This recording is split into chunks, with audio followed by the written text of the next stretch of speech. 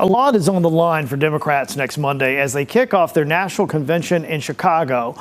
What can we expect, and what does the Harris-Walz campaign need to do? We'll likely get a preview of that right here in Raleigh.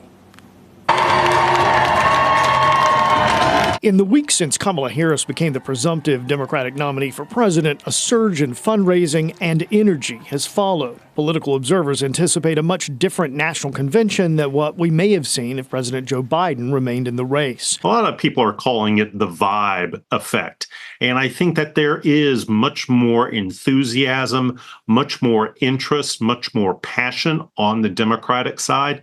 And man, that's what you want going into your national convention. We now know who next week's headliners will be. Monday, we'll hear from President Biden, a sort of handoff to his vice president. Tuesday night, former President Obama will take the stage. Wednesday, former President Bill Clinton will introduce Governor Tim Walz as the Democratic vice presidential nominee. And Thursday, Kamala Harris will accept the nomination for president. So far, the Harris-Walz campaign has offered few specifics on its policy agenda, but we are now learning that Kamala Harris's stop in Raleigh Friday may give the nation a preview of what that will be. Catawba College political scientist Michael Bitzer expects that will be further laid out in Harris's acceptance speech. Whether it's economics, whether it's about health care, national security, here's what I would accomplish or seek to accomplish when I'm president. So we will get, I think, the core of what she will be holding as policy initiatives. Harris has not given a news conference with reporters able to ask questions since the kickoff of her presidential campaign. Bitzer expects that to change after the convention. Certainly, journalists are going to want to press her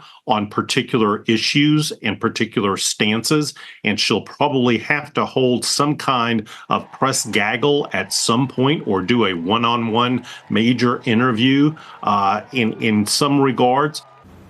Now, Bitzer also says to expect the Trump campaign to use any opportunity that happens on that stage that they think can be turned around and used to benefit the GOP and be used against Democrats. As Jesse Tenor just mentioned, Harris's speech in Raleigh Friday will focus on her plan to lower costs for middle-class families and take on corporate price gouging. We hope there are a lot of details there. Details of when and where this is going to happen on Friday have not yet been released. Liz? All right.